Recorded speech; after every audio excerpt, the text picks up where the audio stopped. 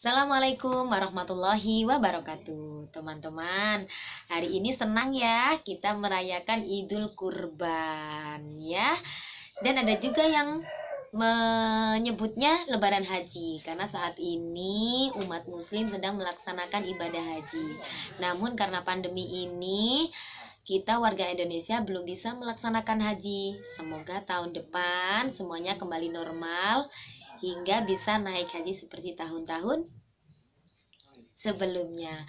Ayo kita ke Mekah berkeliling-keliling Ka'bah sambil baca talbiyah dan wukuf di Arafah, lalu melempar jumrah ula wusta Aqabah, sa'i dari Safa ke Marwah. Allah Maha Penyayang, sayangnya tak terbilang. Allah Maha Pengasih, tak pernah pilih kasih. Allah yang Maha Tahu tanpa diberitahu. Allah, Allah, la ilaha illallah. Nah, teman-teman, pada saat Idul Adha ini kita pasti akan selalu ingat pada salah satu kisah para nabi dan rasul. Ya, kita pasti ingat kisahnya Nabi Ibrahim dan putranya Ismail.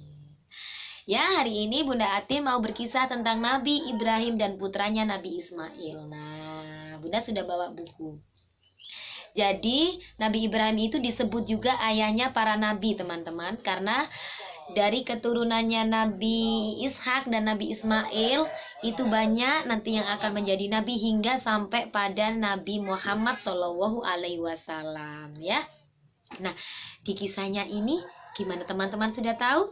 Nah, betapa sedihnya Nabi Ibrahim, turun perintah Allah untuknya, anak yang tercinta harus disembelihnya untuk membuktikan ketaatannya. Nabi Ismail sang putra dibebaskan, dengan kambing Allah gantikan. Nabi Ibrahim pun lulus ujian, itulah awal mula berkurban. Nah, jadi kisah lengkapnya, suatu hari saat saat Nabi Ibrahim sudah mempunyai anak bernama Ismail, Allah memerintahkan Nabi Ibrahim untuk membawa bayi Ismail dan Ibu Hajar di padang pasir yang gersang, teman-teman. Tidak ada makanan, tidak ada buah, tidak ada sayur, tidak ada tumbuhan apapun. Bahkan air pun tidak ada. Nah, Ibu Hajar bertanya kepada Nabi Ibrahim, "Suamiku, kenapa kamu meninggalkanku di sini?" Nah, Nabi Ibrahim tidak menjawab. Ibu Hajar bertanya lagi, "Suamiku, kenapa engkau meninggalkan aku dan bayiku di sini?" Nabi Ibrahim tetap tidak menjawab. Lalu Ibu Hajar bertanya untuk terakhir kalinya dengan pertanyaan yang berbeda, "Suamiku, apakah Allah yang menyuruhmu meninggalkan aku dan bayiku di sini?" Nabi Ibrahim pun menganggukkan kepala. Lalu Ibu Hajar lega hatinya. Kalau Allah yang memerintahkan aku dan bayiku, pasti akan dijaga oleh Allah. Dan mantaplah Ibu Hajar untuk tinggal di gurun pasir itu, teman-teman.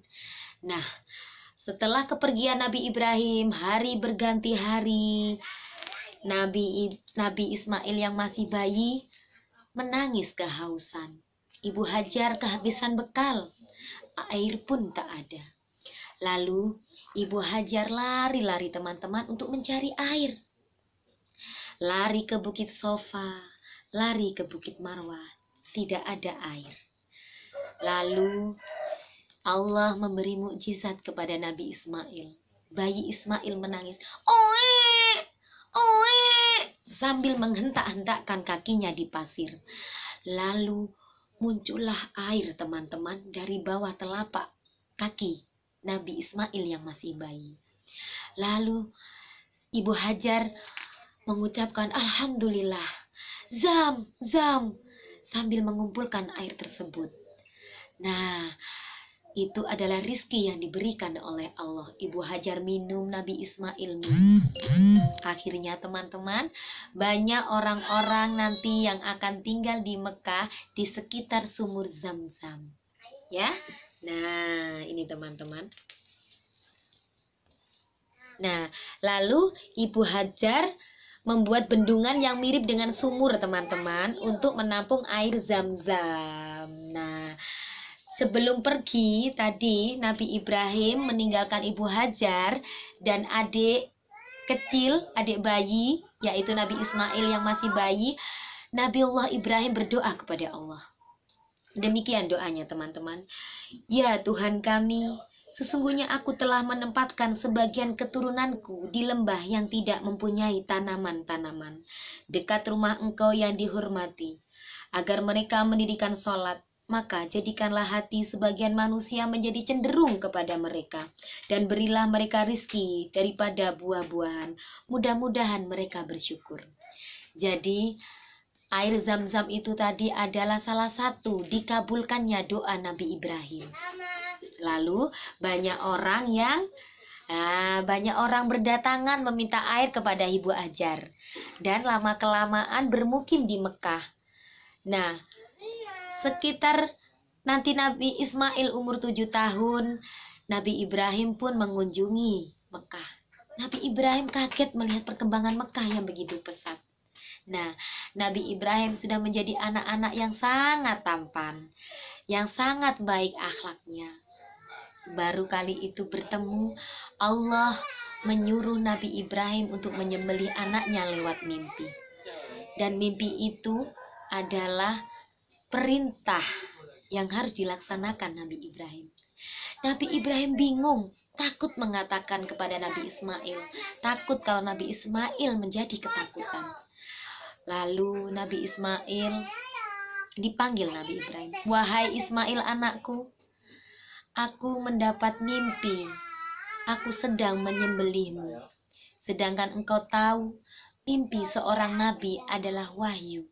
Mimpi seorang nabi adalah perintah. Nah, teman-teman kira-kira kalau mau disembelih ayahnya mau nggak? Kalau teman-teman dipanggil, ayo Idris sini. Ayah sama Allah disuruh menyembelihmu. Mau nggak kira-kira teman-teman? Nggak mau. Tapi tidak demikian dengan Nabi Ismail. Nabi Ismail mengangguk teman-teman. Ayah, kalau itu memang perintah Allah, laksanakan ayah. Karena sesungguhnya aku adalah orang-orang yang sabar. Masya Allah, Nabi Ibrahim begitu bersyukur memiliki anak yang solih seperti Nabi Ismail. Selanjutnya, Nabi Ismail mempunyai pertanyaan.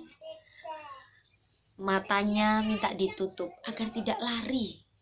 Pisaunya minta diasah setajam mungkin supaya cepat saat menyembelih teman-teman.